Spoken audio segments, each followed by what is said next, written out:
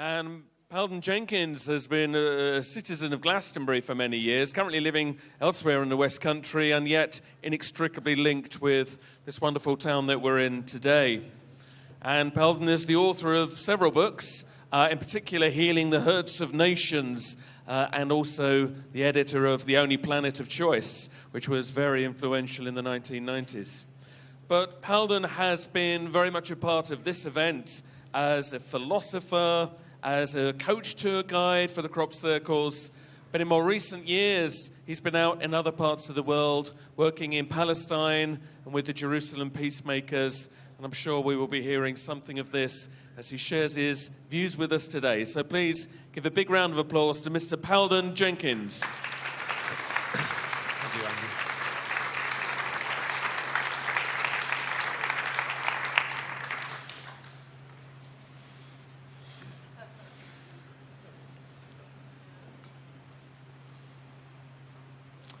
Are you sitting comfortably? Then I'll begin. I'm going to start by just bringing in an old friend of ours and of mine, Hamish Miller, who has stood on this stage.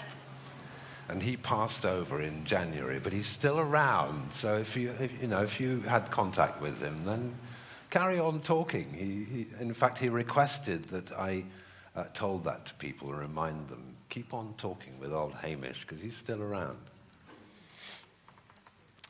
Now, while I'm talking, I'm going to be showing you a set of pictures of Palestine, just for you to look at while I'm talking. And these are largely from Bethlehem and Hebron, and a few from Jericho and some from Jerusalem. You'll see a lot of pictures of children. And this is because I work at a school in Bethlehem which works with trauma recovery, war trauma recovery in children, on the basis that if we are to fundamentally address the matter of conflict and war, then we need to heal the psychological hurts within people. And children have had a lot of impact from the conflict out there at a very, very young age. They watch their houses getting demolished. This has been happening just in these last few weeks. They watch their fathers getting carted away. They see things which humans of any age should not see.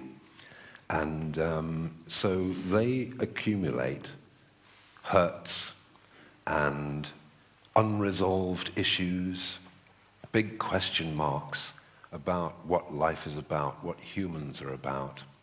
And if they don't get the right kind of help in resolving these kinds of issues, then by the time they're 18, and when they don't have a job, and when the prospects in their country are very, very poor, then a proportion of them will start throwing rocks, or getting worse than that.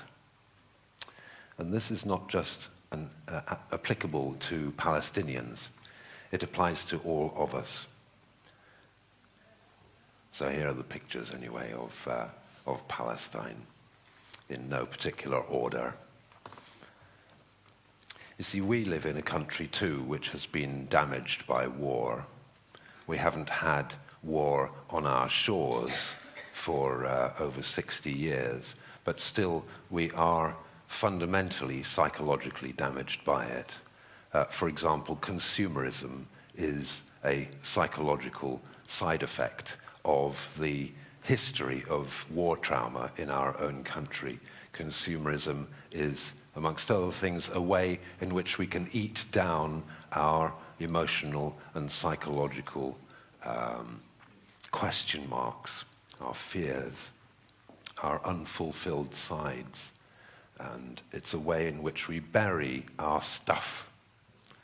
And this is one of the characteristics of what's going on in the West today.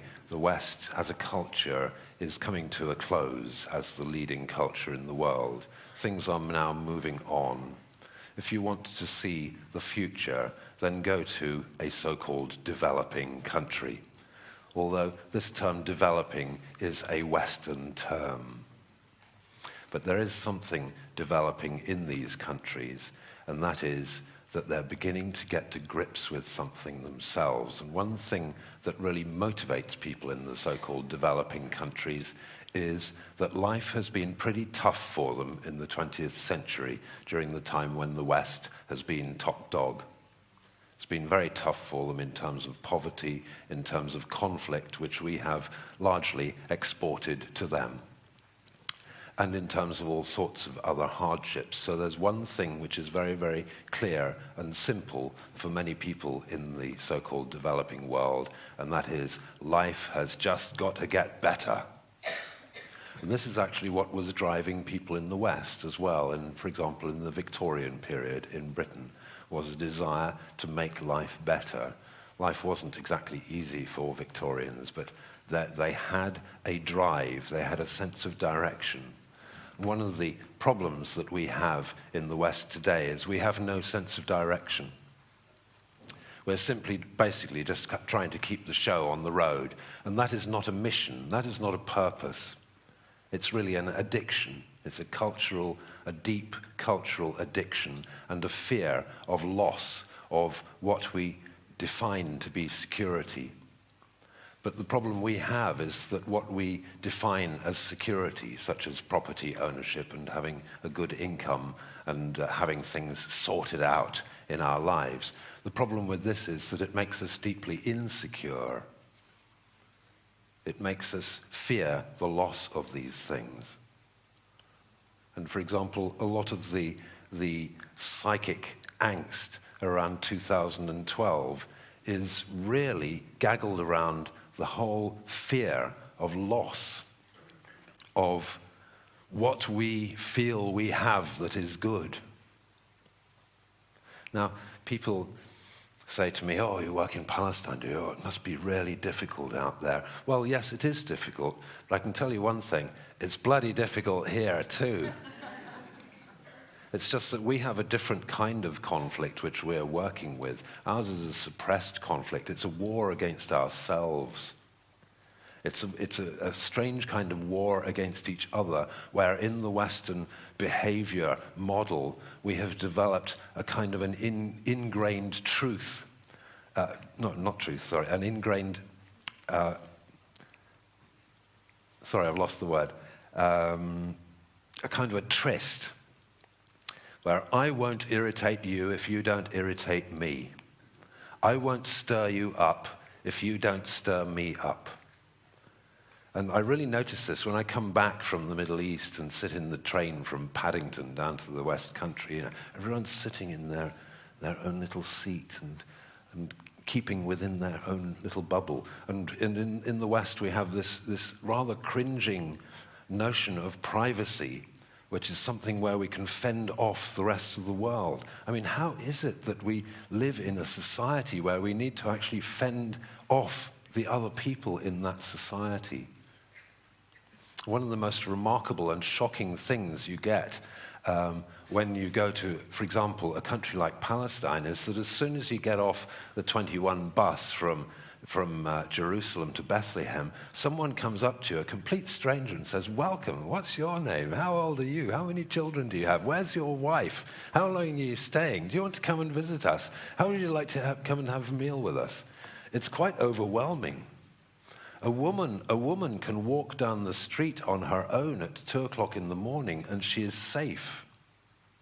And I've worked with Western women out there who come along to Bethlehem and this is emotionally deeply upsetting to them because they're used to the danger. They're used to living in a society which is implicitly alienating. And this is the society we have been living in. We in a way have come to believe that this is what it is. This is what advanced civilization is about. That this is in some way the pinnacle of human experience. But it isn't. One of the reasons why there has been a problem between the Western world and the Muslim world over the last 20 to 30 years has basically been because they have something to teach us and we don't want to know. We don't want to know. We don't talk to terrorists, which is the most extreme form of this. We don't want to hear what they have to offer. So I'm going to tell you a few positive stories about what's going on in Palestine, because Palestine's a rather interesting microcosm of a society. It's particularly a microcosm because it's surrounded with walls and blockades in the case of Gaza. So it's rather quarantined. You can get in there reasonably easily, if you've got a clean passport. And in fact, I'd really recommend it if you want the trip of your life. Go before the conflict ends. I really do. Why? Because these people have not been part of the development frenzy in the world. And they have been through very, very special circumstances, and they are experiencing what we in our country call World War II spirit. And this is a particular psychological condition which is emotionally and spiritually very, very awakened. I'd even say that the Palestinians are some of the most spiritually advanced people on planet Earth today, in a remarkable kind of way. And it's partially because they've been having what we would normally call hardship. But hardship has a very spiritually sharpening effect. It really makes you get to grips with real stuff. The stuff that we worry about is our careers and our bill paying and the weather tomorrow and all this kind of thing.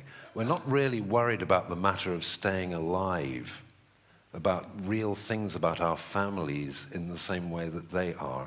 So in a funny sort of way, Palestinians do have a hard time.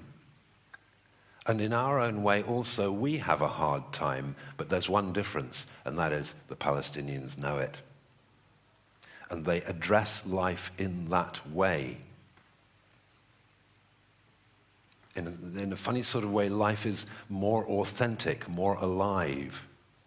And one of the ways they have survived, because another interesting thing about Palestine is that between 1967 and the mid-1990s, and even up till recent years, they've been living without effective government. All they have had has been an occupying force of foreigners who basically discipline them hard, but the Israelis have not actually been governing the Palestinians. And so the Palestinians have had to make up their own rules and run things in their own way. And this has largely worked through the family and the community and the clan. A lot of the clans in Palestine number 50,000 or 80,000 people. They are people who are related to one another very, very distantly. And people call each other, they say, here's my brother, she is my sister. And by that they mean not your literal brother or sister. It means that they are related, and therefore they have an agreement of good behavior towards one another. They will put themselves out for each other. They will look after each other. And so you hear things like the statistics. That there is 70% unemployment in Gaza. Well, yes, from a Western modern developmental viewpoint, this is indeed true. But what you don't hear is that everyone in Gaza is very, very busy. It's basically because they participate in a human economy, in looking after one another. When you want your house built, you pass the message round the family, and the family gathers on the appointed day, and they build the house. If there is a problem, then someone will fix you a job. If there is no food to eat in the house, then someone will bring it round or invite you to their place, or things will get looked after. And in a funny sort of way, we have all this angst in this country about our social services and our healthcare and our education and things like that. The standard of education in Palestine is, I believe, higher than in Britain. They're learning real stuff. They're taught by real teachers who are not inspected. Their inspectors are the children and the parents. They're not really beholden to government departments who cascade down regulations and reforms and all the rest of it. They basically drive by the seat of their pants, and teachers teach what they can teach in order to broaden the education of all of the kids in their charge. And one of the key things is to teach a child as an emerging person to be a person who can deal with life. Now that's education. And a lot of our kids aren't getting that kind of thing because we've got into this terribly, terribly complex mess where we have lost our way in the West. Those of you who were here last night will have heard me saying that I believe we are paying an enormous price in the West for having essentially rejected and ignored a new guiding vision for our society which took place in the 60s and early 70s. We turned it down, we turned away from it. This was partially because of the controlling forces in our society who wanted to prime everything and get everything going again in their particular way. But also we all, to be honest, bought into it because of the fear of change, of what we might lose if things went wrong, or even if things went right. One of the biggest fears that we actually have is not the fear of things going wrong, because actually as humans we're quite used to things going wrong, but we have an immense fear of things going right. We have a fear of good fortune, a fear of the love of other people, a fear of getting saved by our fellow humans, a fear of togetherness. In a funny sort of way, it's a bigger fear than the fear of failure, hardship, rain, all the rest of it. Depressions, recessions. You know, when we talk about recessions, it's more of the same. And they grind it in on the BBC, you know, about all the cuts that have to be made, all the hardships that have to be faced, and all this kind of thing. And in a way, we all kind of lockstep. We've been really well programmed to do this over centuries of psychological and cultural programming in the West. Now, I'm not saying that people in the Middle East are free of this. They have their own problems and they have their own hang-ups and things like that. But there is, particularly amongst people in Palestine, something of a greater sense of reality and sense of what's really going on around here. And this is quite an enlightening thing, therefore, for people there. And it's a very, very stimulating thing. And this is why, if you do actually have the chance, I would really recommend you go over there. Because, yes, there are bad things to see. For example, the security wall that has been built by the Israelis is, from the viewpoint of us in this particular conference, it's a geomantic nightmare. It's been placed in exactly the wrong places, and it's messing up the earth energies, not least also the landscape and the social environment. And the strange thing is, for example, Bethlehem and Jerusalem are 8 miles apart from one another. But it's a really big leap because Jerusalem is in Israel proper, and Bethlehem is in the West Bank. And when you're going over that wall, you're going from the developed world to the developing world. And you're going across a very, very big divide, which most of the people in that country, whether they are Jewish or Palestinian, cannot cross. You go past a sign when you're going into the West Bank, and it says, Israeli passport holders may not pass this sign. Well, at least only soldiers are able to, really. And so this, what we call apartheid in commentary on this, is a very, very deep and serious thing because Israelis aren't meeting Palestinians and Palestinians are largely not meeting Israelis, or the only Israelis they meet are soldiers. Young men and women around the age of 21 who've been programmed with a lot of beliefs about what is good and what is right, and they're largely, a lot of them are very, very lost souls, actually. I have a lot of compassion for the IDF soldiers. And one of the techniques when you go there, you know, don't sort of think of these people as against you or as bad people. Israelis aren't bad people. They're just fine. They're getting on with their reality. They have their own trauma in their own history. which has hit them very, very deeply indeed. And so would the British if we had had a similar history to them, if we'd had half of our nation killed, for example, in Hitler's time. We'd also have a big complex about things. They're not necessarily bad people. And similarly, Israelis are brought up with the idea that all Palestinians are dangerous or potentially dangerous, and especially young men are all potential terrorists.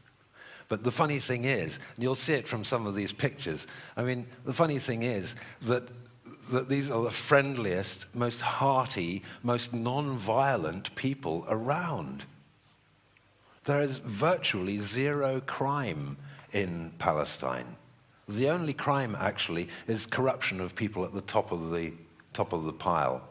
And these people are the people who are the beneficiaries of all of the foreign money that is pumped in by people like the European Union. There's a saying in Palestine which says that buildings are built with euros and destroyed with dollars. And it's true.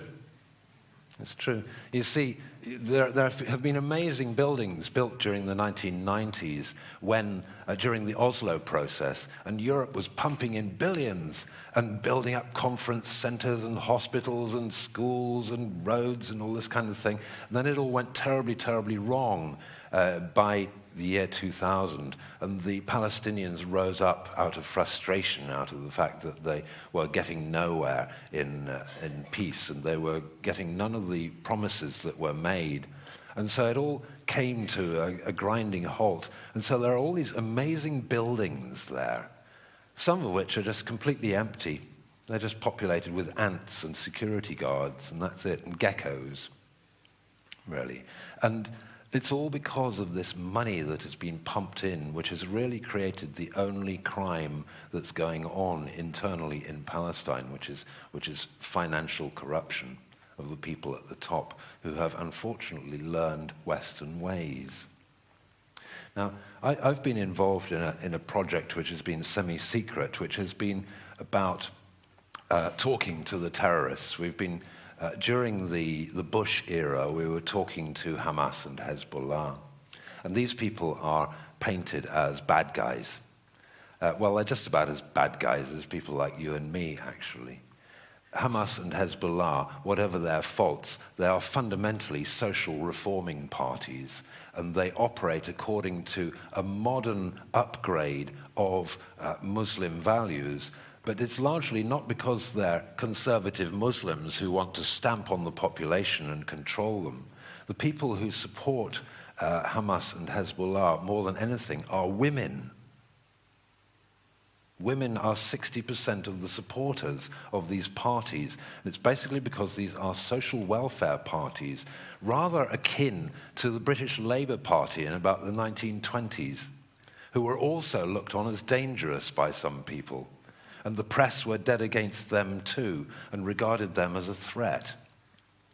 But these are fundamentally social reforming parties. They have taken to guns at times because they're up against a very, very violent enemy, which is supported by the West. And so they don't want to get trodden on.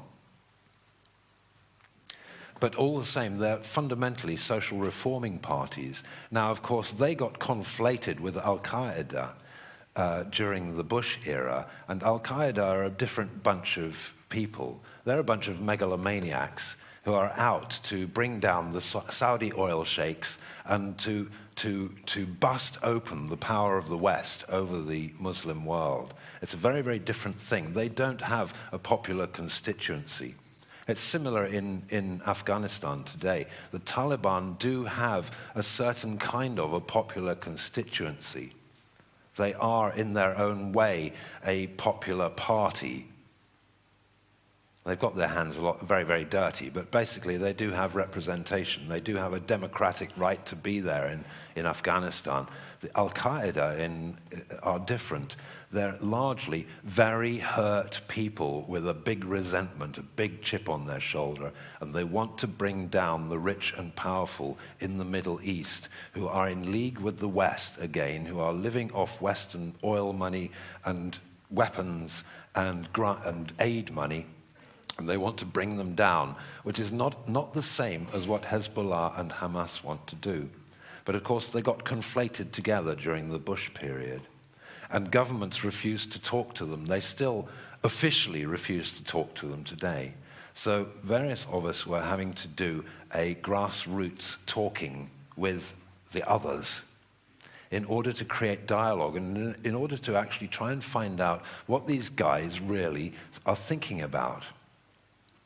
And so various of us were doing this. And one of the fascinating things here is, one of the things which has been a very, very big turnaround for me is to discover that a lot of these people, a lot of these so-called terrorists, are some of the most impressive people I've known. And they go through hell as well.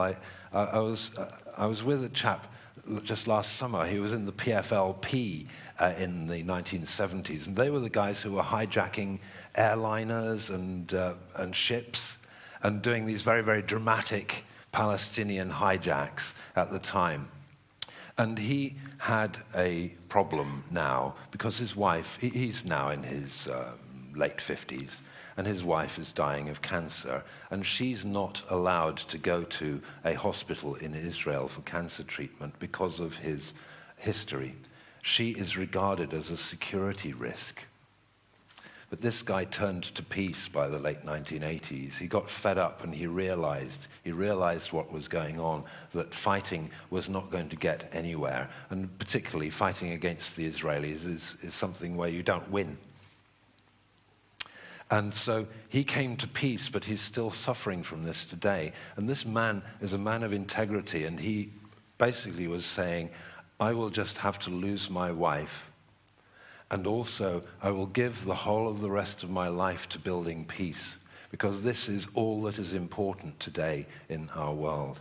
And you get this kind of thing of people who've made big decisions with their lives as a result of having life right in their face and having the issues of life really thrust at them.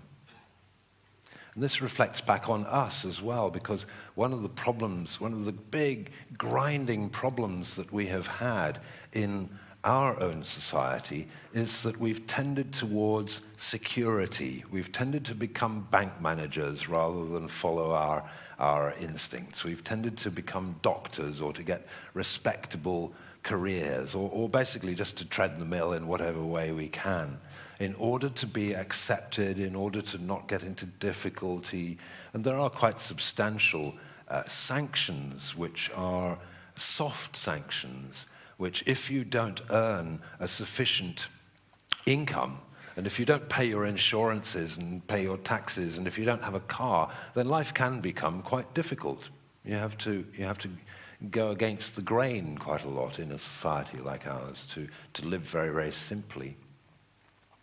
And so we have, in a way, been bought out by the ethic of the last 50, 60 years in particular.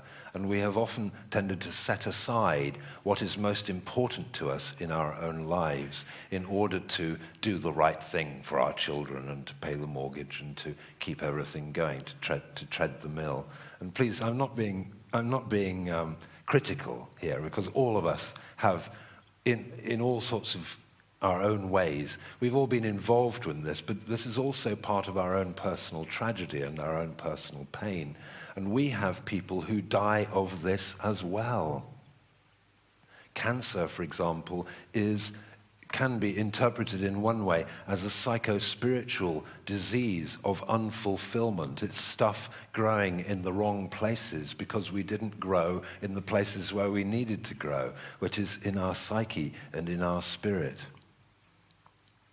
And so many of the diseases of today are part of a cocktail of diseases. They're to do with modern life, and particularly to do with the psycho-spiritual strain of being alive in a society such as the one that we're alive in today. It's not hard. Generally, people aren't going around with submachine guns and threatening you or anything like that, but it grinds, and it gets at us on a very, very deep level, and over process of years or decades, it can really grind us down. And it's quite a big effort, as you will all know from your own experience. It's a big effort waking up from this and defining your own reality in your own particular way and peeling off from that mainstream in some way. And there are some prices to be paid, and it's a difficult thing to do. But it also has great rewards because it helps your heart flower. It helps your soul become more fulfilled. It helps us have a cleaner conscience about how we are behaving in our lives. And the challenge for aware people in our society today is just to minimize the harm that we can create by being alive, which itself is a difficult thing. But, if we can just do the best we can to harm as little as we can through all of the life that we go through, and to treat other people as we would have them treat us. It's perhaps one of the most clear and simple and transformative rules we could live by. All the rest is complication. So it's a tricky thing living in our society. And it's a tricky thing for people in Palestine too. They get stuff thrown in their faces a lot. For example, the Israelis are very good at disrupting their lives on a daily basis. Until recently, I should say, until Tony Blair applied pressure to open up the roadblocks in the West Bank, it was very, very difficult just making an arrangement to meet someone in Ramallah for a meeting, because you'd never know if you were going to get there. Everything just has to go on a very, very spontaneous basis. And this, when you're a Westerner who goes into this really gets to you. The whole idea that you can't really make plans and arrangements and you have to learn a completely different way, an organic way of dealing with things, and you have to develop forms of acceptance which for us in the West would be unacceptable. But I would like to actually put in a plug for someone like Tony Blair at this point. He's made major mistakes that we all know about, but he's done some things right as well. And one of the things is he has actually helped ordinary life in Palestine start getting a little bit better by the way that he has been applying pressures in his role as the representative of the quartet, and other people too. This perhaps leads me to another point that where I'm a great redemptionist, really. I believe that everyone has space for redemption within themselves, no matter how powerful, rich, or bad they may seem. Generals who have killed people, or executives who have made decisions that affect the rules of other people, they're all capable of great redemption. We might at the moment bitch and argue about BP and all the things it's doing, but give them 10 or 20 years and they might be leading the way in another area in quite a positive way through the lessons they have learned. We need to be careful not to give labels to things, therefore, whether we're talking about terrorists, whether we're talking about Big Brother, people who are very, very powerful and influential in our world, or also about the hippies who are down the street who are saying, got any spare change? We've got to really loosen up our concepts about things and about people, because there are so many surprises. There are so many things which turn to their opposite. And we've got to be very, very careful not to get into judgmentalism. One of the things I've been gradually deconstructing a bit while I've been talking is the idea that it's terribly, terribly bad in Palestine. Yes, it is bad. It's tough in Gaza at the moment in a certain way. But there are other things which are quite remarkable. I'd suggest to you, for example, that the Palestinians will probably be leading lights in the aid and rescue industries in 10 to 20 years' time, because they know what survival is all about. And we might be needing their help. Because one of the problems we have in the West is we're dreadfully unprepared for what's coming. And this is what a lot of the fear is about the next time horizon that someone has set for us, which is called 2012, which might have its whole rationale about why it is important. We can't actually tell. We don't actually know what's going to happen in 2012 until at least 2012 itself. And we won't fully really see it in its full perspective until perhaps the 2040s. And I want to move on now onto a slightly different topic, because I've been studying this quite a lot. I'm an astrologer, amongst other things, and a historian. And I've been looking into this, and it started out because I was one of the hippies and the LSE student revolutionaries in the late 1960s. And we failed in our revolution when, in fact, we felt it was so right. And we were very, very sincere. We've been shat upon and criticized a lot over time, but it was a very, very sincere kind of attempt at a change in order to try to save our civilization from what we saw to be an impending disaster. And this caused me quite a lot of angst and self-searching during the 1970s to try and find out about this kind of thing. And I studied history, and I got into astrology and all sorts of other things to try and understand what would, how to see this in another light. Surely it wasn't just a failure, all of this.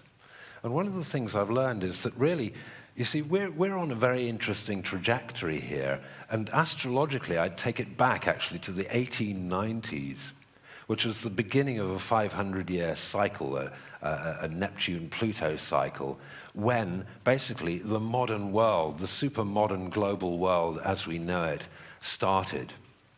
And the work, that this cycle will be complete by the end of the 2400s. That'll probably be in about 4 or 5 lives' time. And some of you might see it. But the thing here is, what is the purpose behind this cycle? Well, from what I can gather, the purpose behind this cycle is for humanity to realize truly and genuinely that it is one humanity and we live on one planet, one world. And the task ahead of us at the moment is that we really need to make this planet Earth business succeed. And not just in terms of saving ourselves from disaster and hardship, but in terms of really manifesting and completing the dream, the reason why we all came here in the first place. Because I'd suggest to you that none of you came here out of accident, And I'd suggest to you that all of you came from somewhere else before you arrived on planet Earth. Perhaps, in fact, you're all ETs. I'm serious. Right? We came here in order to carry out a particular mission. One of them was to learn how to live in dense physical reality with all of the issues and the back pain and the technicalities that are involved with living in dense physical reality as a conscious being, as a soul with light, as a soul with superior consciousness. We came here to master this task, and it's been a very big task, and we haven't done it yet. We've done some remarkable, amazing things, but we've also made a real pig's ear of it, because we're almost on the edge of destroying ourselves, and we have been during the last 40, 50 years in particular. So this is a really dicey one, but there's more. And those of you who are creators, those of you who are gardeners, those of you who have raised kids, those of you who are working with the stuff of your life, we've got a mission here to do what people have often called building heaven on earth. It's about getting this world business really right. And this isn't to do with just fixing circumstances. It's not just to do with building ideal cities or fixing our environment or getting our agriculture and our technology right. That's part of it. But there's something inside here as well. There's something about us which is important. And one of the key things about this is that on planet Earth, we're all so very, very different.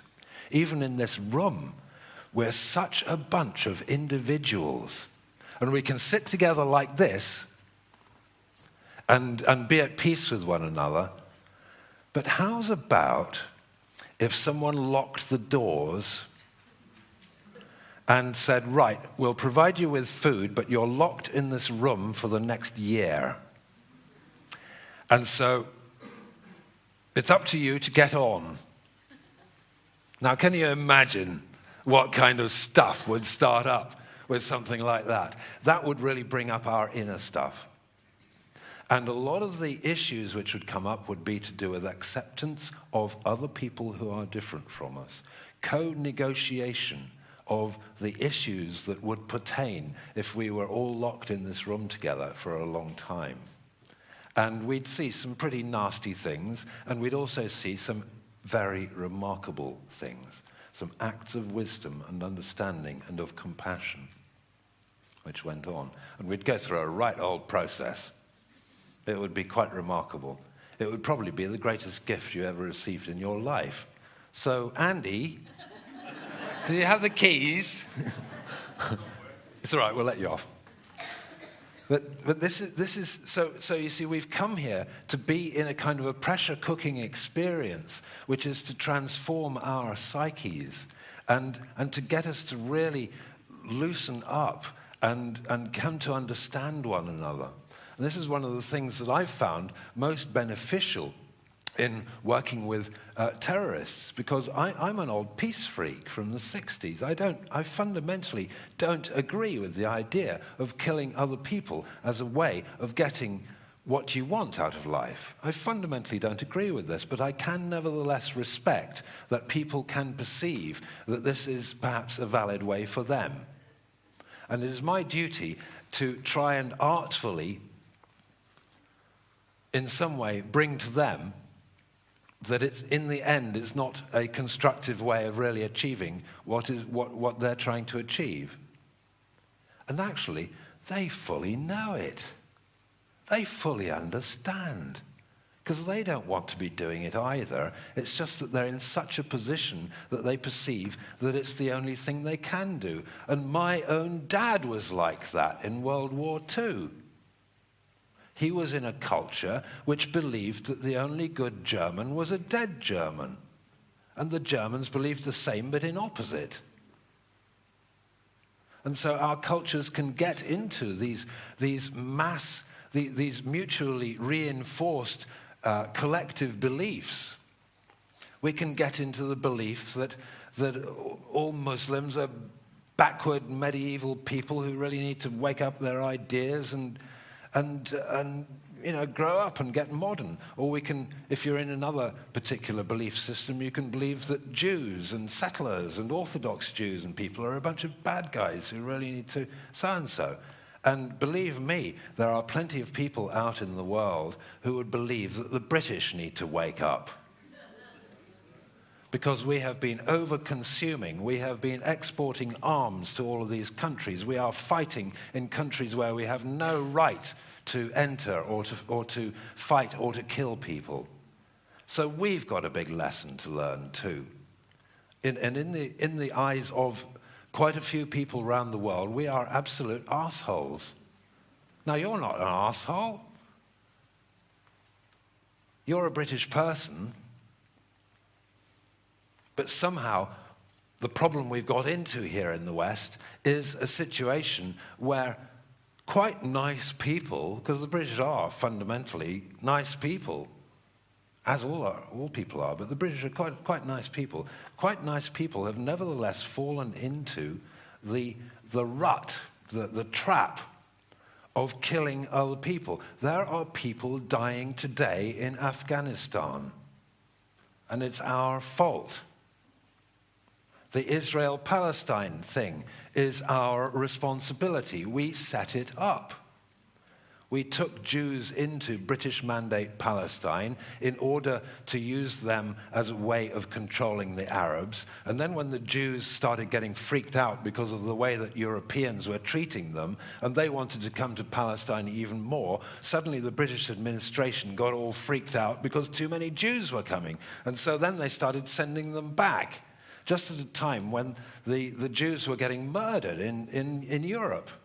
And at the time, we did nothing to stop it before World War II. And so we created a mess. And first of all, we offered 26% of Palestine to the Jews in compassion to them. And then later on, we decided, we can't solve this problem, so we'll hand it over to the United Nations, who gave them 56%. And then when a war developed in 1948 between the Jews and the Arabs, the Jews took 72%. And then in 1967, in that heroic six-day war, where everyone cheered them, they took the lot. And we were the cause of all this. The British people were the cause of all this. This is actually one of the things which motivates me to do my little bit in Palestine, is to try and redeem some of the history of my own country, to try and bring some of the good aspect of what we can offer. And again, what we're doing here in this conference is a little bit of the positive aspect of what Britain can offer. I take pictures of crop formations to show to people in Palestine, and they look at it and they say, Allahu Akbar, God is great. And they just smile. And they say, we thank God for the way in which Allah is teaching you British people something new and wonderful. This is really good.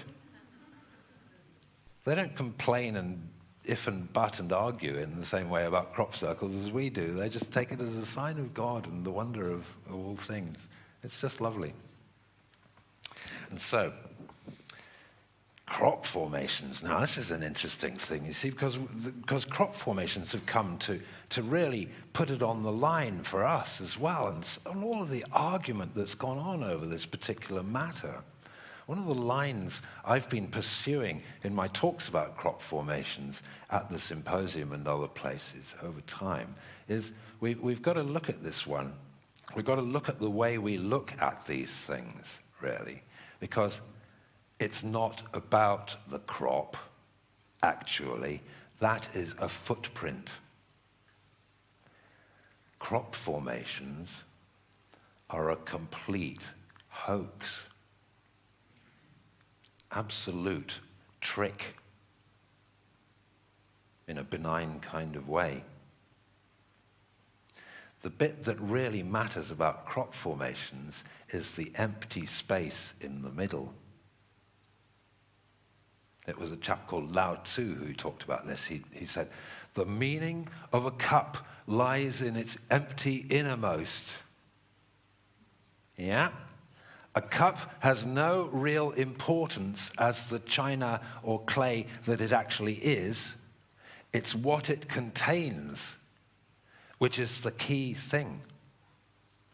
The importance of a room is not in the walls, it is in the empty space and what can happen inside it. And this is what's happening inside this framework right now. And all this psychic activity. If you dissolve these walls, and if you dissolve these chairs, and if you dissolve our bodies, you'll see this amazing light phenomenon going on of all of our beings cross-resonating in all sorts of colors and variations of light and energy. Don't worry about orbs, we're all them. We're all that energy. This room is chock-a-block right now, and it's not just 30 or 40 feet across. It is a universe in its own right, spinning in space. Now, from this viewpoint, you'll probably have sat in a crop formation, and I hope you have had the kind of experience where you've sat down or laid down in a crop formation and just let yourself float off. This is one of the most important things in crop formations, is let yourself go. Yes, by all means, measure it and look at the corn and look at the design and talk to your friends about all of the meaning of it. And this is very, very important. But then, relax. Let yourself float off. Let yourself collect something much more here. Because these things are the manifestations of very high-level intelligences. And one of the signs of it, Bert was talking about it earlier actually, these people have not announced themselves. They're not telling us who they are. Every year we get someone who comes along on the internet and says, oh, it's the Arcturians, or it's the Elohim. We don't actually know.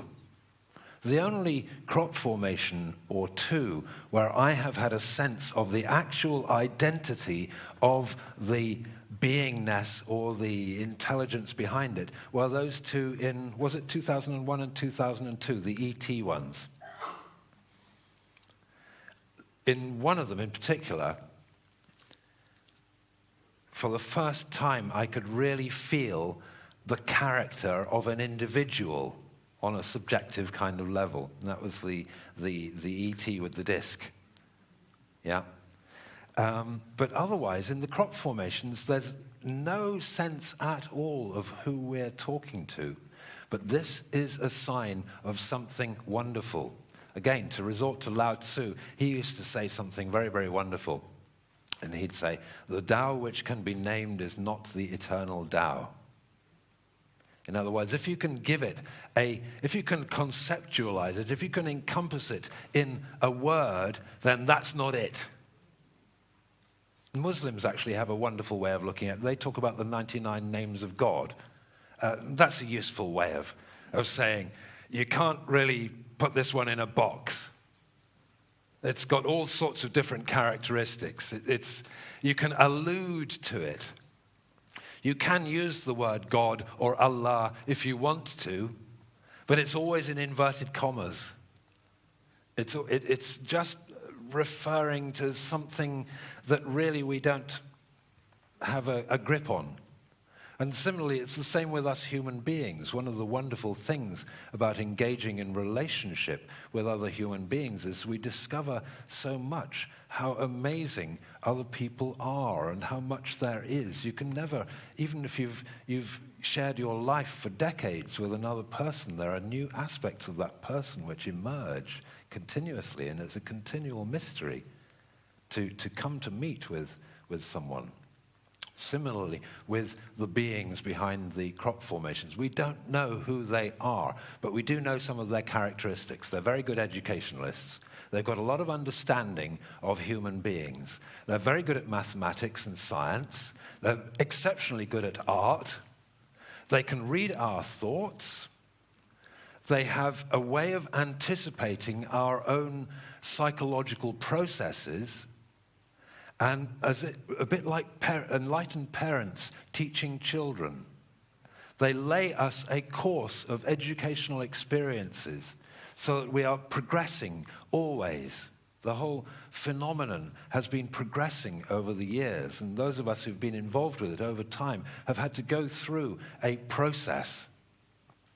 And anyone who's tried to narrow it down and say, it's that, it's this is the reason, that is the explanation, they either have to drop it or they have to fall by the wayside. And we've had some terrible cases over the years. And so we're up against some wonderful beingnesses here. And so, why is it that a croppie goes and starts talking to Muslim terrorists? Well, it's the same process. It's exactly the same process. If you don't understand someone, sit down and listen. Sit down and take this one in. Stretch your own understanding of things. Stretch your own boundaries. Go outside where you've ever been before. This is the wonderful thing about crop formations. And again, this is one of the wonderful things about cultural interchange on planet Earth, which we're now faced with. Because we're not going to get through the 21st century unless we can really all of us, take everyone else in. Acknowledge everyone else as a completely valid human being. And acknowledge all beings and the whole of nature as completely valid. And acknowledge our equality with them. We have no superior right to reality, to anyone else. We are all in this one together. We hang together or we hang separately. And so we've got a really big challenge ahead of us. And the age group in this room is towards the upper end of the normal life cycle, but the work is not done. So sorry, scrap all concepts of retiring and taking it easy. The big stretch is yet to come. And 2012 is coming soon, but basically life is going to go on afterwards. They will probably serve tea in 2023, and the challenges will go on, because if we succeed in passing 2012 in a positive way, the world will have become aware of what the issue is. And then we are on a new track, which is fixing the problem. And that's going to be a long work of future decades, and your children, grandchildren, and great-grandchildren are going to be doing this work, and we must support them, and we mustn't be in their way. We mustn't be conservative old codgers who think we know right. We've got to help and support this process, because it's going to go on after 2012.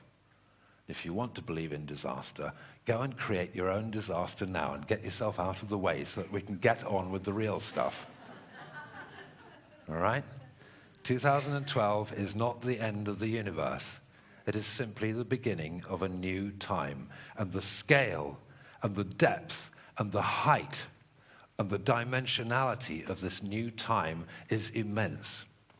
And in the crop formations, we've been given a gift, because this is an advanced diplomatic sortie. It's a diplomatic, a little game. Because really, the big challenge ahead of us, once we've fundamentally fixed planet Earth, is we then come to meet the neighbors.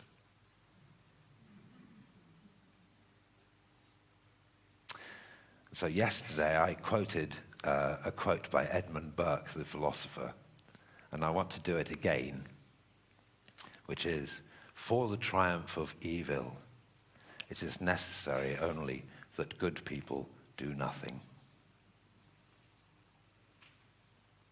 And thank you for your attention.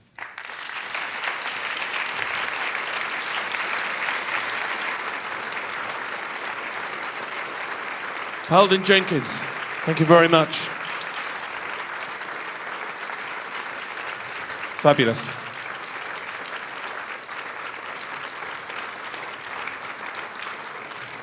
Thank you very much.